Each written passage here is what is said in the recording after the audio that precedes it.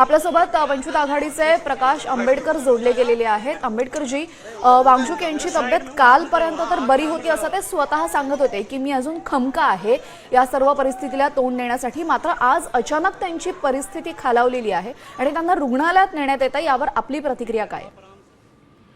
नाही, मी परवा जाऊन भेटून आलो होतो। त्यांची डॉक्टरची टीम होती, त्या डॉक्टरच्या टीमचीही माझं सगळं बोलणं झालं। तेव्हा ते म्हणाले की त्यांचे सगळे पॅरामीटर्स व्यवस्थित आहेत, जसे की असेल लिव्हर असेल, हार्ट असेल, ब्लड प्रेशर असेल। आणि तेव्हा मी त्या डॉक्टरच्या टीमने विचारलं की 20 तारखेला त्यांनी मोठं गाईड केलं, ते फक्त म्हणजे तोपर्यंत तब्येत ठीक राहील, त्याच्यामध्ये काही नाही।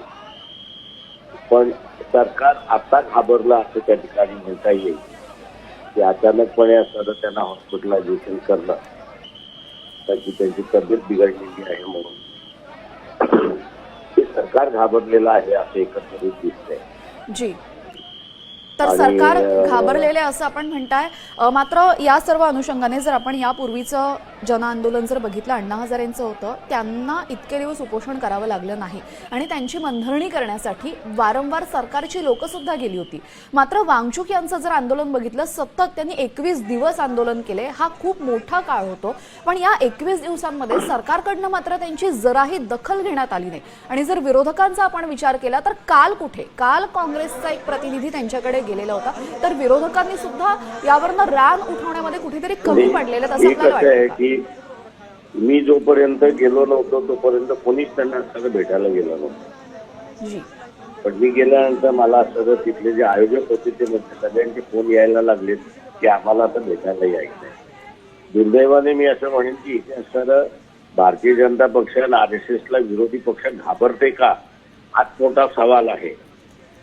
म्हणजे एका बाजूला आम्ही असं नरेंद्र मोदी ट्रम्प समोर झुकतात का हा प्रश्न आम्ही विचारतोय।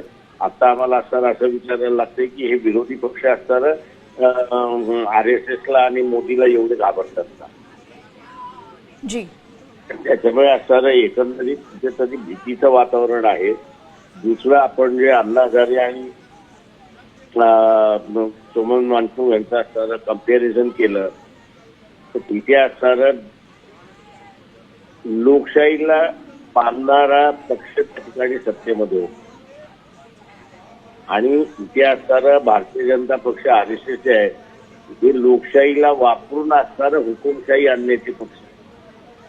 त्याच्यामुळे असणारं ज्या ज्या लोकशाही मार्गाचा प्रभाव हा लोकांवरती आहे तो ती प्रभाव यंत्रणाच आम्ही मोडून काढणार आणि आम्ही ती विचारातच घेणार नाही।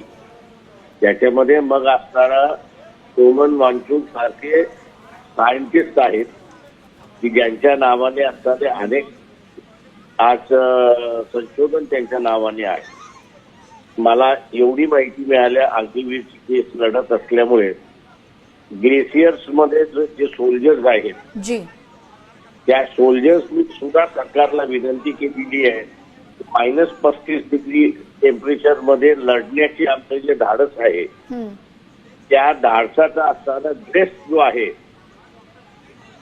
आणि तिथली व्यवस्थेमध्ये कसं आम्ही राहायचं याच्या इन्स्ट्रुमेंट जे आहेत ते आम्हाला असणारं या सोमन वांगचूक यांच्या रिसर्च मधून मिळालेले आहे। अशा माणसाचं तुम्ही असणारं जीव का घेताय, अशा रीतीचे असणारे मिलिटरीचे अधिकारी सुद्धा लिहायला लागले, तशी परिस्थिती आहे। त्यामुळे एक पद्धतीने आपण म्हणू शकतो की सरकारवर आता दबाव निर्माण व्हायला सुरुवात झालेली आहे, सरकार कुठेतरी घाबरायला लागले असं आपण म्हणताय।